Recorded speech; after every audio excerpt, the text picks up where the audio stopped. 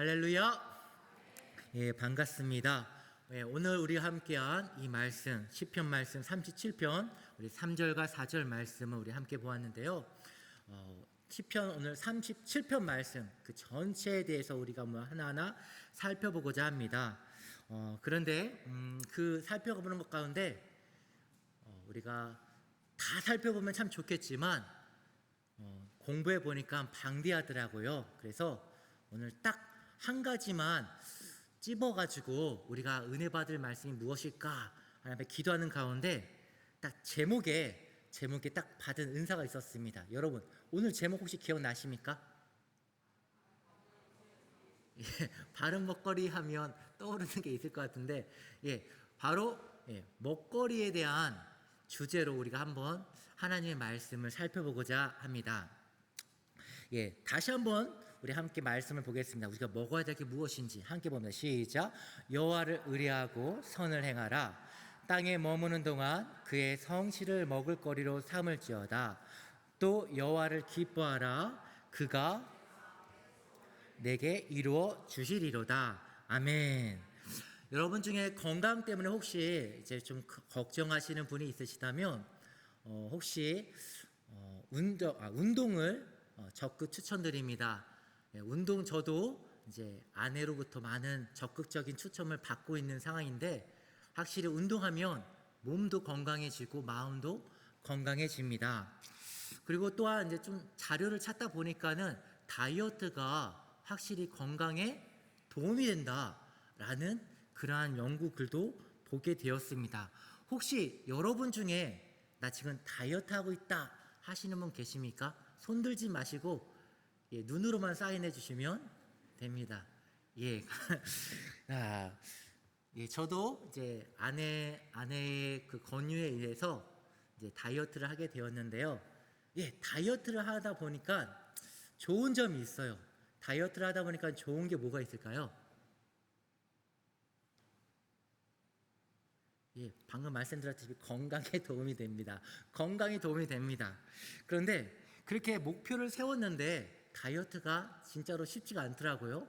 마치 금식하면 내가 금식해야지 딱 결단하면은 그때부터 갑자기 막 먹고 싶어지고 평소에 먹고 싶지 않았던 그런 음식들도 끌렸던 것처럼 다이어트를 해야겠다라고 딱 결단하는 그 순간부터 갖가지 막 음식적인 그런 유혹들이 생기더라고요.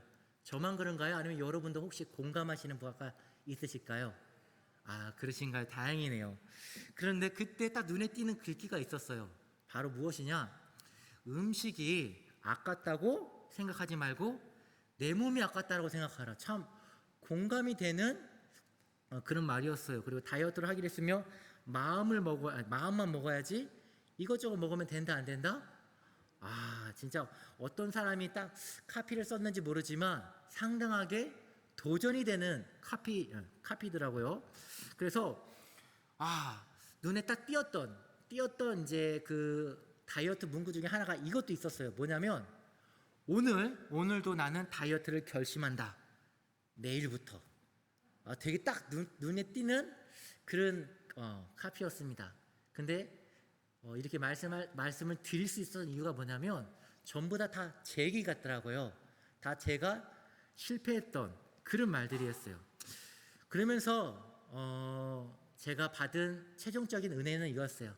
받은 대로 은혜대로 살아가자. 그게 제가 아내한테 들려줬던 최종적인 대답이었습니다. 그로 인해서 아내가 어떻게 했을까요? 좋아했을까요? 싫어했을까요? 싫어했었어요. 제가 하고자 하는 말은 이거예요. 단순히 다이어트 얘기로 하려고 했던 것이 아니라 이 부분을 단순히 육체적인 건강이 아니라 영적인 건강에 대한 이야기를 오늘 함께 나누고자 이 이야기를 잠시 함께 오픈을 시작했습니다. 건강을 위해서 운동, 체중관리 중요하죠. 그리고 또 중요한 게 있습니다. 바로 음식, 먹는 겁니다. 혹시 여러분 그 불량식품 먹어보신 적 있으십니까? 저는 초등학교 때 참 많이 먹었었고 지금도 간간히 문방구 앞에 지나갈 때마다 눈에 보이면 그때 그 향수를 떠올리면서 종종 먹곤 합니다. 그런데 제가 종종 먹지만 그 메이드 인 차이나라고 써 있으면은 그 제품은 안 먹어요. 왜냐하면 무서워요. 왜 무서울까요? 여러분도 알다시피 저게 만두예요, 만두. 왼쪽에 있는 게 만두인데 중국 만두는 그냥 먹으면 안 돼요. 그 외피 안에 반드시 뭐가 있는지 확인해 봐야 돼요. 저기 보시면 동그라미 있는 게 담배예요, 담배. 담배도 있고 또 한 번은 중국에서 신문에 났던 되게 큰 이슈였는데 담배 안에 뭘 팔아 먹었냐면은 그 안에다가 그 골판지를 그거 해가지고 넣어가지고 팔아 먹었던 거예요. 그러니까는 믿을 수가 없어요. 신뢰가 안 돼가지고 중국 만두는 꼭 속을 파서 먹어야 되고 옆에는 뭐 같아요? 어떤 거 같아 보여요? 저것도 음식인데 소고기요? 무예요, 무. 종이로 만든 무. 종이로 만든 무예요. 근데 저것도 잘 팔렸다고 합니다. 근데 걸렸다라는 거죠. 그리고 달걀이에요. 아이, 보시다시피 진짜와 가짜가 있어요. 저희가 보기에는 어때요? 똑같아 보이죠? 뭐가 진짜인지 뭐가 가짜인지 몰라요. 그런데 MBC에서 딱 취재해본 결과 이 가짜 달걀을 만드는 이제 그러한 곳도 버젓이 운영되고 있다고 합니다.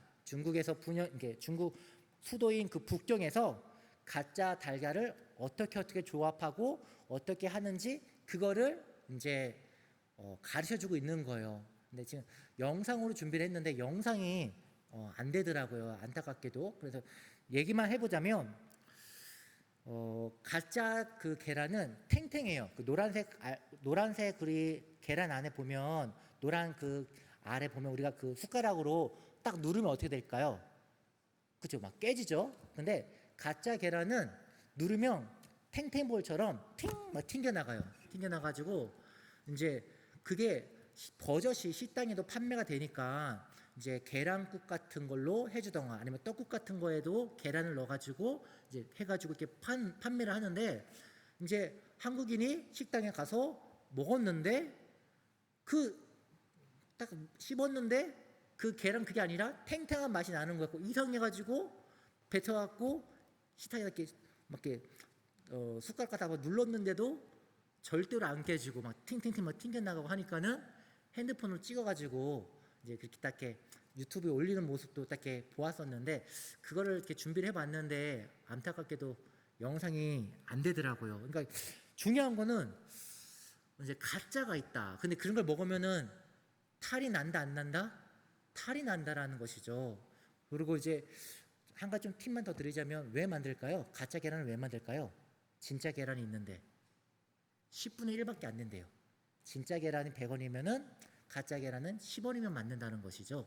그러니까 돈이 되니까 가짜 계란은 매일 3,000개, 4,000개씩 만들어서 파는 겁니다. 그리고 그걸 사시는 분들도 가짜 계란이라는 것을 알아요.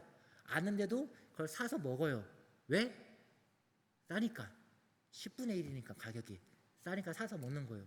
근데 그걸 먹으니까 치매가 생길 수도 있고 그리고 정신질환을 일으킬 수 있는 되게 위험한 그런 계란이라는 것이죠. 그런데도 불구하고 먹는다라는 거예요.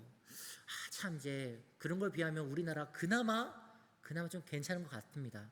그런데 정말 기상천외한 자료도 하나 또 보게 됐는데 예쁜 소녀예요. 진짜 예쁜 아기인데 근데 이 아기가 머리가 보시다시피 되게 큰 거예요. 두개골이 엄청 커진 거예요.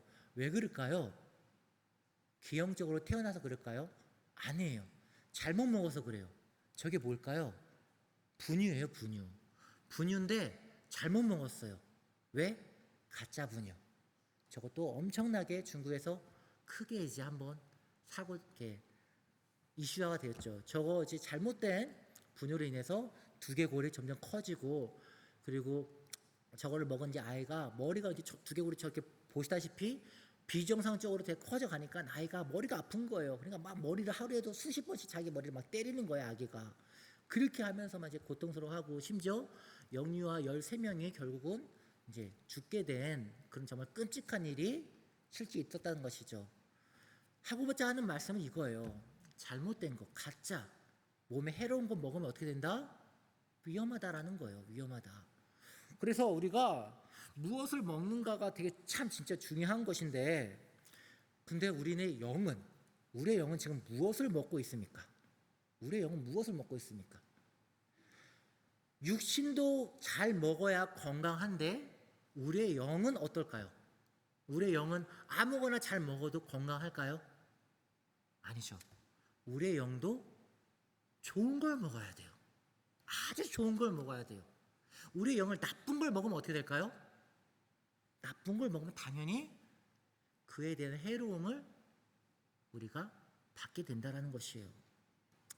그러면 나쁜 게 무엇인지, 그 영을 피폐하게 하고 병들게 하는 나쁜 게 무엇인지 오늘 그 1절 말씀 보면 이렇게 나와 있어요. 무엇을 먹지 말라고요? 무엇을 먹지 말라? 악을 행하는 자들 때문에 뭘 하지 말라고 하나요? 불평하지 말라고 하잖아요. 그러니까 우리의 영혼이 무엇을 먹으면 안 돼요? 불평을 먹으면 안 된다는 거예요. 내 영혼이 건강하기 위해선 불평하면 안 돼요. 근데 어떤 상황에서든지 악을 행하는 자들 때문에라도 불평하지 말래요. 그러니까 예를 들자면 이거예요. 제가 길을 가고 있는데 그냥 술 취한 사람이 와가지고 저를 뒤통수를 빡 치고 가는 거예요. 저는 황당하죠. 그래갖고 아니 아저씨 왜 그러세요? 하니까는 저를 보면서 기분 나빠서 그랬다 이렇게 하는 거예요. 저한테는 그 사람은 악인이죠. 나쁜 사람이죠. 그렇다고 해서 내가 그 사람한테 예의 SSS만 이렇게 할 수 있습니까? 하지 말라라는 거예요. 왜? 내 영혼에 그게 나쁜 불량식품이라는 겁니다. 그러니까 악한 사람이 나한테 해악을 해도 거기에 대해서 불평하라 하지 말라라는 거죠. 악한 거 내 영혼이 병들게 되니까 그렇게 하지 말라라는 거예요. 어떤 상황에서든지 불만 불평하지 말라라는 거예요. 불만 불평은 우리의 영혼을 사막처럼 만들어요. 메말라 버리게 한다라는 거예요. 죽여버리게 한다는 거예요. 그리고 불평하는 사람은 잘 보세요. 불평하는 사람 곁에 사람들이 없어요. 관계가 끊어진다라는 거예요. 그런데 반대로 감사하는 사람들을 봐보세요. 감사하는 사람들의 얼굴 보면 항상 스마일, 웃고 계시는 거예요. 항상 웃고 계세요. 그리고 그 사람 옆에서는 항상 관계가 돈독하게 세워지는 것을 우리가 경험하게 되어집니다. 보게 되어집니다. 좀 더 여러분 가운데 도전이 되는 말이 있다면, 부자가 되고 싶다면 불평하지 마시고, 건강하고 싶다면 불평하지 마시고, 사랑받고 싶다면 불평하지 마시고, 무엇이든지 여러분의 형통한 삶을 살고 싶다면 불평하지 마세요. 이건 제가 한 말일까요? 아니요. 제가 한 말이 아니에요. 이거는 이제 성공했던 그 경제학자가 말했던 그 성공학의 그 법칙, 그 책에 소개되었던 그 이야기예요. 불평이 여러분의 그 삶을 망가뜨리고 관계를 망가뜨린다라는 그러한 이야기인 것이죠. 중요한 것은 불평하면 문제가 해결이 전혀 안 된다라는 거예요. 불평이 여러분의 인생에 절대로 도움이 안 된다라는 것이죠. 오히려 상황을 악화시킨다라는 것입니다. 그러니까 우리는 불평을 이제 한다 하지 않는다? 절대 하지 않는다. 아멘. 할렐루야. 아멘. 그래도 눈에 꼭 답답한 사람들이 보입니까? 안 보입니까? 보여요. 아이고 주여 하죠. 근데 진짜 감사한 게 제가 여기 와서 처음 왔을 때 되게 놀랬던 거 있어요. 아이고 살겠네. 깜짝 놀랐어요. 아이고 살겠네. 깜짝 놀랐어요. 저는 이제 진짜 그거 보고 역시 목사님은 목사님이시구나 라고 했는데 권사님도 아이고 살겠네 하고 장로님도 아이고 살겠네 하시더라고요. 예, 살겠네로 가셨으면 좋겠습니다. 자, 그럼 그것만 하면 될까? 아닙니다. 그것만 하면 아닙니다. 불평은 오히려 악을 만들 뿐이라는 것을 이것만 한 번만 좀 더 얘기해 볼게요. 불평은 악을 만들 뿐이다라는 것입니다. 여러분, 가나안의 전탐꾼 기억하시죠? 12명의 전탐꾼 기억하실 겁니다. 10명은 어떻게 말을 했나요? 10명은 거짓말을 말했나요? 사실을 말했나요? 맞아요. 사실을 말했어요. 제가 보고 오니까는 정말 탐스럽고 정말로 젖과 꿀이 흐르는 땅이었습니다 라고 이렇게 보고를 했어요. 그런데 거기에는 거주민들이 있었는데 그들은 거인들이에요. 그래서 우리가 거기한테 가면 우리는 메뚜기처럼 우리는 상대가 안 될 것입니다. 우리는 다 망할 것입니다. 죽을 것입니다. 라고 하면서 그들이 고백을 했죠. 그 결과 어떻게 됐습니까? 그 불평을 듣고 이스라엘 모든 사람들이 하나님을 찬양했습니까? 아니요. 우리 다 죽었네 하면서 불만 불평이 나왔습니다. 이게 되게 무서운 게 뭐냐면 불만 불평이 전염이 된다라는 거예요. 한 사람이 불평하고 한 사람이 불만을 말하게 되는 그 순간 그 이야기를 듣게 되는 그 모든 사람들은 동시에 불만 불평이 싹트게 돼요. 이게 되게 무서워요. 그래서 공동체의 무너짐의 시작 중에 하나가 무엇이냐? 한 사람의 불평으로부터 시작됩니다. 물론 그 사람의 말은 판단은 맞아요. 현실적으로 봤을 때는 맞아요. 그 말이 합당해요. 그 이유가 타당해요. 그런데 성도는 상황을 보고 살아가는 존재입니까? 하나님을 보고 살아가는 존재입니까? 그렇죠. 하나님이십니다. 교회는 성도가 세워가는 것입니까? 하나님이 세워가시는 것입니까? 하나님이 세워가시는 것이죠. 그러면 성도는 하나님의 관점으로 교회를 바라봐야 합니까? 아니면 나의 생각으로 교회를 바라봐야 합니까? 할렐루야, 말씀 끝. 맞습니다. 하나님의 관점으로 바라봐야 됩니다. 그래서 성도는 그럼에도 불구하고 하나님의 약속대로 되어질 줄 믿습니다 라는 믿음을 항상 갖고 있어야 돼요. 이걸 갖고 있지 않으면, 이러한 믿음을 갖고 있지 않으면 불만 불평을 들은과 동시에 나 역시도 감염이 되어져서 내 영혼도 그냥 툭툭 불만 불평이 터져 나오게 된다라는 것이죠. 그럼 어떻게 됩니까? 나도 죽는 자의 그 자리에 서게 된다는 것입니다. 문제는 해결됩니까? 전혀 해결 안 됩니다. 문제는 여전히 문제가 되어집니다. 불평은 코로나보다도 더 무섭습니다. 더 쉽게 감염되고 더 빠르고 더 쉽게 죽입니다. 팩트 중요합니다. 정확히 보세요. 정확히 보고 정확히 연구하세요. 그러나 여러분의 입으로 말을 할 때에는 그럼에도 불구하고 믿음으로 선포하세요. 그게 여러분의 영혼을 풍요롭게 만드는 비결입니다. 자, 따라해 주시면 감사하겠습니다. 내 입은 찬양의 통로이다. 내 입은 복음의 통로이다. 내 입은 축복의 통로이다. 내 입은 생명의 통로이다. 더 이상 불만 불평을 말하지 않겠습니다. 더 이상 믿음이 아닌 말은 하지 않겠습니다. 아멘. 1년만 해보세요. 1년만 해보세요. 빈번하게 짜증냈던 내 삶이 감사하는 삶으로 변화되어 있으실 겁니다. 1년만 해보세요. 불만 불평이 딱 나가려고 딱 했을 때 딱 막으시고 아니지 아니야 막으세요. 그리고 반대로 그럼에도 불구하고 하나님께서 일하실 것이다 선포하세요. 그럼에도 불구하고 여호와께서 승리하실 것이다. 그럼에도 불구하고 주께서 역전시킬 것이다 선포하세요. 하나님께서 선포하신 대로 들으시고 행해 주실 줄 믿습니다. 또 한 가지 되게 영혼을 병들게 하는 것이 있습니다. 바로 무엇일까요? 뭘까요? 시기심, 시기 질투. 저 그림이 암덩어리예요. 암덩어리. 시기 질투가 암덩어리예요. 암덩어리. 시기하지 마세요. 영혼을 골병들게 하는 암덩어리입니다. 암덩어리. 1,000만 원 있는 사람은 1억 있는 사람을 부러워하겠죠. 1,000만 원 갖고 이제 이렇게 허덕이시는 분들은 나 진짜 1억 있는 사람을 보면서 참 부러워할 수가 있습니다. 그럼 1억 있는 사람은 1,000만 원 있는 사람을 보고 기뻐할까요? 아니요. 1억 있는 사람은 10억 있는 사람 보고 부러워하는 겁니다. 그리고 10억 있는 사람은 어떨까요? 100억 있는 사람 보고 부러워하는 겁니다. 100억 있는 사람은 어떨까요? 1,000억 있는 사람 보고 부러워하는 것입니다. 무슨 말씀입니까? 마음 가운데 시기심이 있는 사람, 질투가 있는 사람, 다시 말하자면 항상 비교하는 사람은 결코 그 마음에 만족함이 없습니다. 내가 얼마를 갖고 있든 무엇을 갖고 있든 아무리 다른 사람이 나를 보기에 좋아 보이는 것을 갖고 있다 한다 할지라도 나의 마음 가운데는 계속 부족함, 없는 것, 허함으로 채워져 있다라는 것입니다.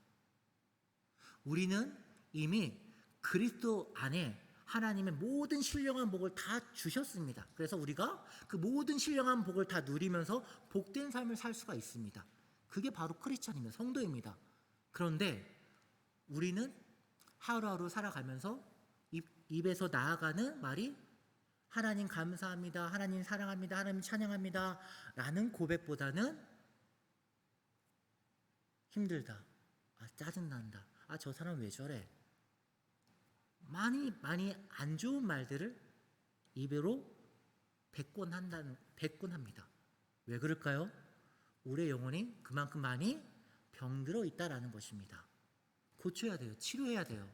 마음 가운데 암세포는 빨리 버려야 돼요. 여러분 혹시 기억나십니까? 등산하다가 어느 순간 독화살을 맞았는데, 독화살을 맞았으면 어떻게 해야 됩니까? 제일 먼저 독화살을 빼서 그 독을 빼내야 되죠. 그게 정상이잖아요. 그런데 꼽아 있는 상태에서 어떤 놈이 나한테 독화살을 쐈지, 그거 찾고 있는, 그거는 진짜 말이 안 되는 미련한 행동이잖아요. 똑같이 내 마음 가운데 시기심이 있다라는 것을 안다면, 만족함이 없다는 것을 안다면 어떻게 해야 됩니까? 그거 먼저 고쳐야죠. 그걸 고치려고 노력을 해야죠. 그런데 여전히 그걸 그대로 품고 있으면 결국 누가 죽는 것입니까?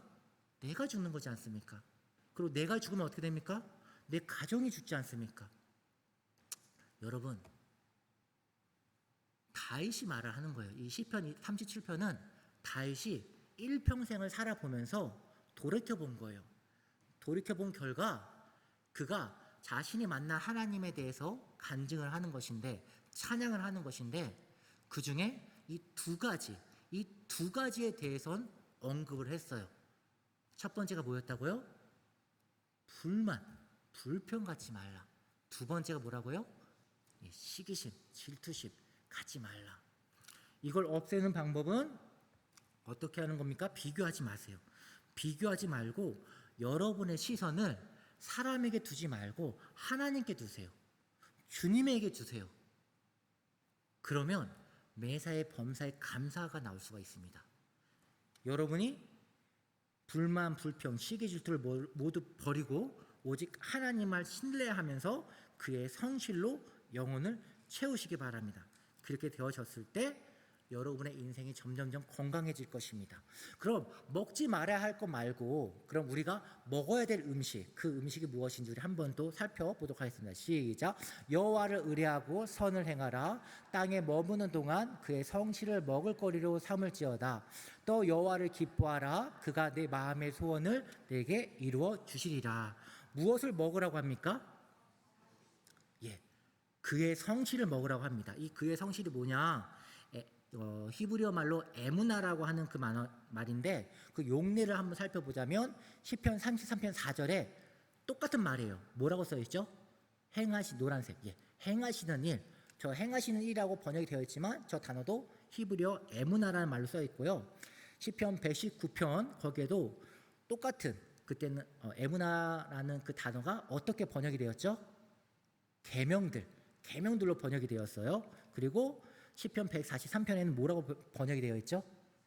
진실로 번역이 되어져 있어요. 그러니까 이 에무나라고 하는 이 단어가 우리나라 말로 번역이 될 때에는 참 많은 단어로 번역이 되어져 있는데, 그래서 결론을 짓자면 이 땅에 살면서 하나님의 그 말씀을 먹거리로 삼으라라는 거예요.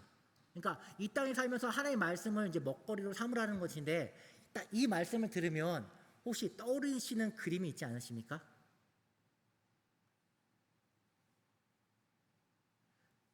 정말로 제가 한 주간 이 시편 37편 말씀을 어떻게 해야 최대한 쉽고 여러분에게 편하게 전달할 수 있을까 많이 고민을 했는데, 여러분, 저는 이 말씀을 보면서 이 말씀이 떠올랐어요. 어떤 장면일까요?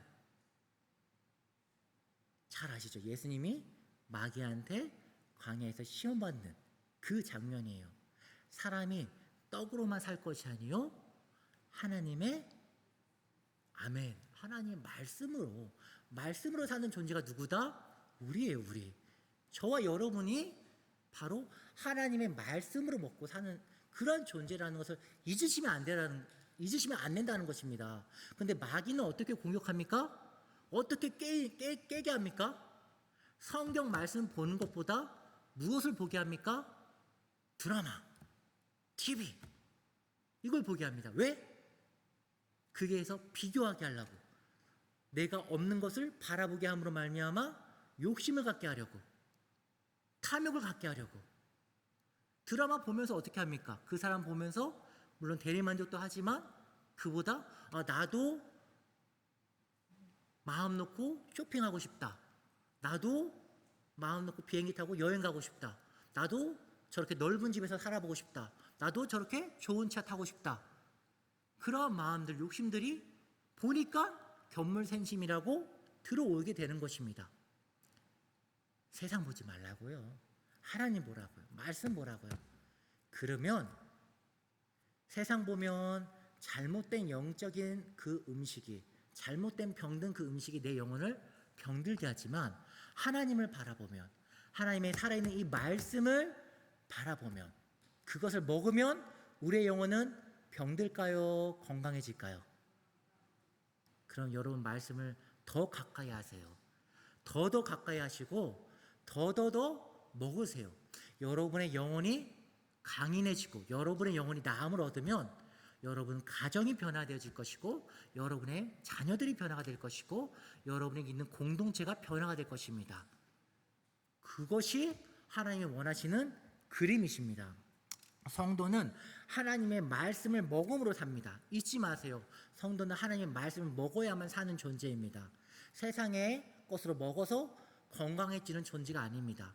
세상의 스펙을 아무리 공부를 많이 쌓아도 이 자리는 하나님이 세우시는 자리입니다. 공부를 했다고 해서 쓰는 자리가 아닙니다. 하나님의 영적인 말씀을 먹여서 그 말씀으로 하나님의 역사가 나타나는 것입니다. 세상의 지식으로 역사가 나타나는 게 아니라 하나님의 말씀으로 여러분의 영혼이 살아나는 것입니다. 그러니 여러분도 동일하게 그 말씀, 내 영혼을 살리고 내 가정을 세우는 것은 무엇이다? 두 글자? 말씀. 하나님의 말씀으로 산다는 것을 꼭 기억해 주시기 바랍니다. 다윗이 이것을 알았다고요. 자신이 어렸을 때부터 늙을 때까지 쭉 한번 살아보니까는 하나님 말씀이 나를 살리는구나, 이걸 알았다라는 것입니다. 그런데 남자들은, 특히나 남자들은 이 하나님 말씀을 먹기보다 무엇을 먹고 삽니까? 자존심. 아시잖아요. 남자들은 자존심 빼면 무엇이다? 시체다. 아무리 잘해줘도, 아무리 웃고 떠들어도 자존심을 딱 건드리는 순간 그때부터 이제 정쟁터가 되는 것입니다. 기존에 잘해줬던 건 다 까먹고 다 이제 정쟁터가 되는 것이죠. 그럼 여성분들은 무엇을 먹고 살죠? 외모잖아요. 외모. 아닌가요? 여성분 아무리 나이가 먹었어도 예쁘다는 말을 들으면 좋아요, 안 좋아요? 외모가 중요하죠. 화장 가꾸십니까, 안 가꾸십니까? 가꾸시죠. 집에 교회 나올 때 안 가꾸고 나오시는 분들 없으시더라고요. 여성분들 외모 그래요. 그러니까 남성분들 아무리 나이가 세월이 묻어나도 이런 말 하면 안 됩니다. 호박에 줄 긋는다고 뭐가 된다? 이런 말 하면 절대로 안 된다는, 제가 말 안 했잖아요. 그런 말 하면 안 돼요. 그러면은 큰일 납니다. 그리고 또 한 가지만 더 짚고 넘어가자면, 부모님 얘기를 빼먹을 수가 없잖아요. 여러분 다 부모님 시대니까. 부모님은 뭐로 살죠? 부모님들은 자녀 때문에 살죠. 자녀가 생명이고, 자녀가 우상이고, 자녀가 내 영혼의 샘이 되는 것이고, 자녀가 내 모든 것이 되지 않습니까? 그게 부모이지 않습니까? 여기까지는 다 이해해요. 맞으니까. 그게 인간이 부모의 하나님이 주신 그 성품이니까. 그래, 그런데 그 방식에 있어서 그러니까 성도가, 부모된 성도가 자녀를 사랑하는 그 방식에 있어서 그 방식에 상당히 말씀과는 떨어져 있구나라는 것을 봐요. 그리고 그 결과도 너무 숱하게 보게 되어지는 것이죠. 그 결과가 뭐죠? 한 가지 예를 들자면 노후자금까지 탈탈탈 털어가지고 자녀를 다 밀어줘요. 가장 안타까운 경우죠. 다 밀어줬는데 10명 중에 1명만 성공하죠. 그럼 10명 중에 9명은 어떻게 돼요? 실패하죠. 실패한 가정은 어떻게 됩니까? 부모님 노후 자원까지 다 탈탈탈 털어갖고 다 했는데 자녀가 다 말아먹었어요. 어떻게 됩니까? 가정? 깡통 차는 거죠. 현실이잖아요. 실제로 이런 분들 많으시죠. 그리고 많이 막 땅을 치면서 후회하면서 교회 나와서 아이고 아버지 하지 않습니까? 근데 여러분, 다윗도 이걸 봤어요. 다윗도 이걸 보고 이렇게 얘기를 하는 거예요. 자, 우리 함께 말씀 볼게요. 함께 보면 시작. 내가 어려서부터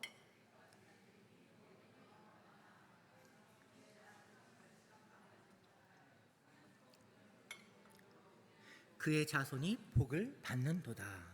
아멘. 너무 중요한 말씀이죠. 무슨 말씀입니까? 많은 성도님들이, 부모님들이 자녀를 어떻게 키웁니까?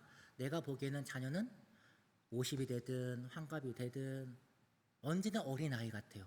내가 항상 챙겨줘야 되고 내가 항상 돌봐줘야 될 것 같아요. 심지어 내가 떠나고 난 다음에도 자녀가 잘 살 수 있게끔 다 기반을 갖춰놓고 황금길을 쫙 깔아놔야지, 그래야 마음이 안심되는 게 부모님의 마음인 것 같아요. 그 마음은 참 귀하죠. 그런데 방식이 잘못됐다라고요. 어떻게 준비합니까? 대표적으로 재물을 준비해 줍니다. 최소한 집을 장만해주고, 최소한 이제 결혼할 때 어떻게 할 거, 뭐 집을 해주고, 뭐 이렇게 뭔가, 또는 직장을 됐든 아니면 미천이 됐든 뭔가가 어려움 닿지 않게끔 그렇게 기반을 깔아주는 것을 삶의 목표로 삼고 그렇게 헌신하며 살아갑니다. 그런데 보세요. 지금 저 말씀을 보세요. 저 말씀을 보면 다윗이 어려서부터 늦게까지 자기가 살아온 가운데, 노년이 돼서 지금 돌아온 가운데 그게 고백을 하는 겁니다. 의인이 버림을 당했습니까? 안 당했습니까? 안 당했대요. 그리고 또 재미난 건 그의 자녀, 의인들의 그 자녀가 걸식함을 받다고 합니까? 못 받다고 합니까? 못 받대요. 그리고 의인의 그 자녀들은 어떻게 된다고 합니까? 복을 받는다고 합니다. 이 말을 통해서 우리가 배울 수 있는 가장 확실한 메시지, 여러분이 의인의 삶을 살게 되면 하나님께서 여러분의 자녀를 책임져 주신다는 것입니다. 여러분의 자녀를 복 주신다는 것입니다. 그러니까 지혜로운 성도라면, 지혜로운 부모라면 내가 내 자녀의 뒷바라지를 케어하기 위해서 모든 것들을 다 쏟아붓는 게 아니라 나는 하나님만 바라보면서 하나님 앞에 의로운 삶을 살기 위해서 바둥바둥 거리고 내가 하나님 앞에 의인의 그 인정을 받고자 모든 헌신을 다 하는 것입니다. 그렇게 할 때 하나님께서는 그 사람도 버리지 아니하시고 그의 자녀도 책임져 주신다는 것입니다. 내가 챙겨주는 게 더 많겠습니까? 하나님이 챙겨주시는 게 더 많겠습니까? 맞죠? 여러분이 아무리 노력한다고 해도, 여러분이 뭐 100번 로또 1등 당첨된다고 해서 테헤란로에 뭐 100층짜리 건물 살 수 있겠습니까? 택도 없어요. 우리의 인간의 한계는 당장 우리 하나님께서 너 이제 올라와 하면은 아버지 하고 그냥 갈 수밖에 없는 그런 존재가 우리예요. 다시 말하자면 우리의 입장에서는 부모의 위치에서 하나님이 그 은혜의 자리를 주셨지만 엄밀히 말하자서는 내가 자녀를 책임질 수가 없다라는 거예요. 그게 우리의 한계라는 거예요. 그렇기 때문에 이 비밀을 알고 있는 지혜로운 부모들은 내 자녀를 하나님께 맡겨요. 일찍이 맡겨요. 그래서 어떻게 가르치냐면 어려서부터 기도하는 걸 가르쳐요. 어려서부터 야, 너 그거 필요해? 그럼 네가 하나님께 기도해봐. 기도를 가르쳐요. 그리고 하나님 말씀을 가르쳐요. 기도했는데 하나님 응답 안 해줬어?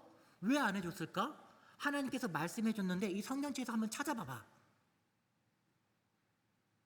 부모의 가르침이 자녀한테 상당한 영향력을 미치고 나아가서 자녀의 인생을 상당하게 영향력을 미치게 합니다. 돌이켜보세요. 나는 자녀한테 그렇게 헌신하고 그렇게 다 드렸는데 왜 내 자녀는 내 마음을 몰라줄까? 당연히 모르죠. 부모가 아닌데.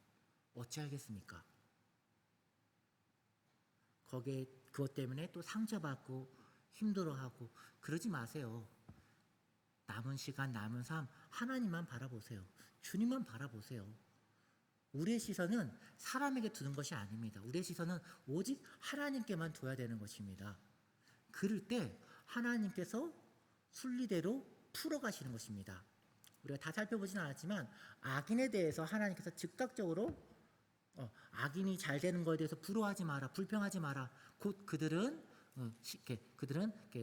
채소처럼 또 이렇게 금방 시들어 버릴 것이다 하면서 하나님께서 반드시 악에 대해서 심판하실 것이라을 말씀하십니다. 그리고 너희들이 아무리 찾아봐도 아무리 악인들을 찾아봐도 찾아볼 수 있냐?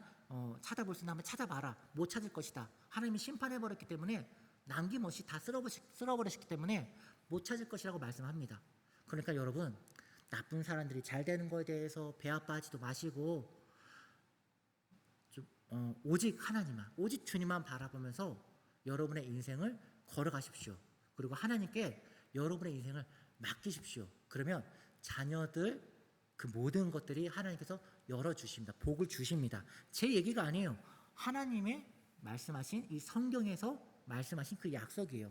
그렇기 때문에 꼭 여러분이 하나님 보시기에 의인의 삶을 살 수 있도록 꼭 그렇게 노력해 주시기 바랍니다. 그럼 의인의 삶이 무엇일까? 여러분한테 쭉 하나하나 보기보다 보기 편하게 표를 준비해 봤어요. 핸드폰으로 찍으실 필요는 없으십니다. 전혀 찍으실 필요 없고요. 제가 센스 있게 뒤에 A4를 뽑아갖고 놔뒀으니까요. 가시면서 가져가시면 됩니다. 그리고 보세요. 보시면 제가 색깔로 칠해져 있잖아요. 무슨 말이냐면 왼쪽에 있는 그 부분은 내가 하는 거예요. 의인이 어떤 삶이냐?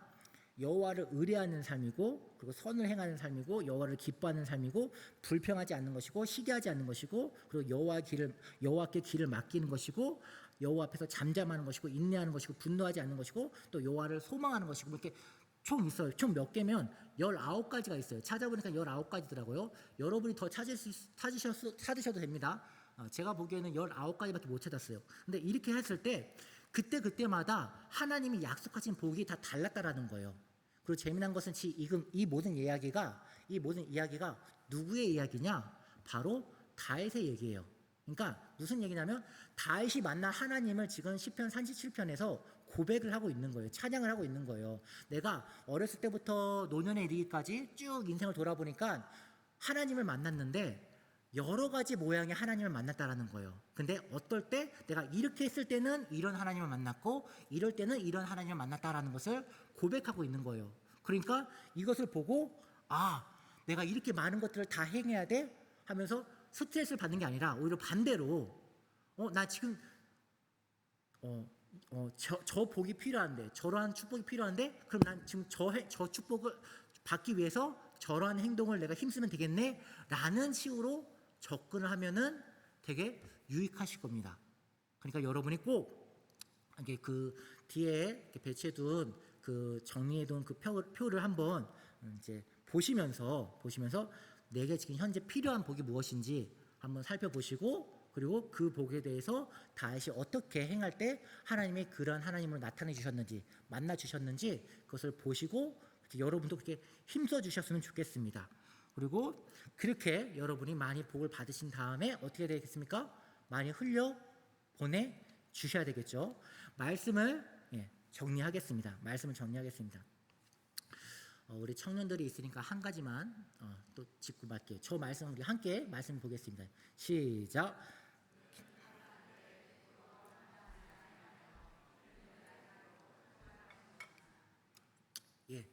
많이 어렵다고 해요. 경기가 중국에서도 많이 힘들다고 하고, 많이 또 이제 중국에서도 힘들다고 하고, 여기저기서 많이 어렵다고 힘들다고 해요. 세계적으로 다 어렵다고 하고, 저희 나라도 실제로 많이 어렵다라고 합니다. 뭐 취업난 할 거 없이 예전부터 얘기가 있었죠. 근데 저희가 보았던 이 말씀 보면 기근 날에도 어떻게 한다고 말합니까? 풍성할 것이라고 말해요. 기근 날에도. 무슨 말씀입니까? 지금 이건 다윗이 얘기를 하고 있는 거예요. 다윗이 고백을 하고 있는 거예요. 쉽게 말을 하자면 여러분, 경기가 아무리 어려워도, 세상이 아무리 힘들어진다고 말을 한다 할지라도, 여러분이 의인의 삶을 살게 되는 그 순간 여러분은 세상은 망할지라도 여러분은 안 망한다라는 거예요. 여러분은 하나님 먹이신다라는 거예요. 그러니까 걱정하지 마세요. 아, 내 친구는 지금 학원 가서 스펙을 쌓고 있는데, 자격증을 쌓고 있는데, 내 친구를 보면 내가 좀 경쟁력이 많이 좀 부족한 것 같은데, 걱정하지 말라고요. 여러분이 힘써야 될 것은 자격증을 쌓는 게 아니라 의로운 삶을 쌓아가는 게 여러분이 살아가야 되는 지금의 모습입니다. 그렇게 하면 하나님이 여러분의 기근 날에도, 세상이 망하는 그 순간에도 여러분을 먹이십니다. 그러니까 걱정 붙잡으시고 오직 하나님만 바라보면서 의로운 삶을 살아가도록 힘쓰시기 바랍니다. 동일합니다. 우리 모두에게 동일합니다. 우리 모두에게 시장에 가면은 고깃값이 예전값 같지가 않죠. 그렇습니다.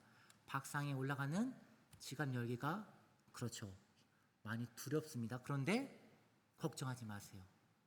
여러분이 그런 걱정으로 마음을 병들게 하지 마시고, 그럼에도 불구하고 하나님, 제가 이것을 오늘 먹을 수 있는 일용할 양식을 주시면 감사합니다.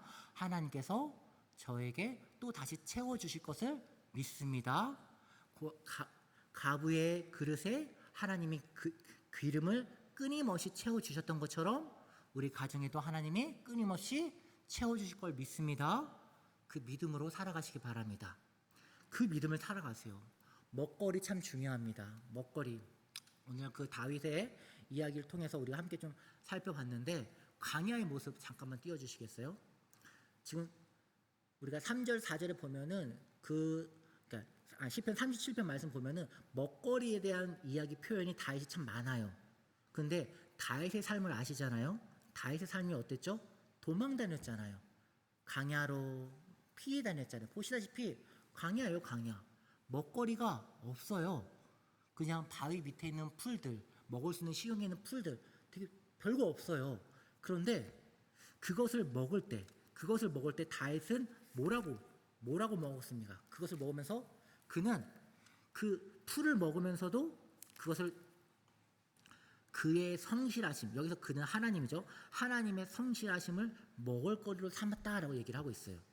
다시 표현하자면 그 풀조가리를 뜯어 먹으면서 그는 그 풀조가리를 보는 게 아니라 하나님의 신실하심, 하나님의 말씀, 하나님의 은혜로 먹었다라는 것입니다.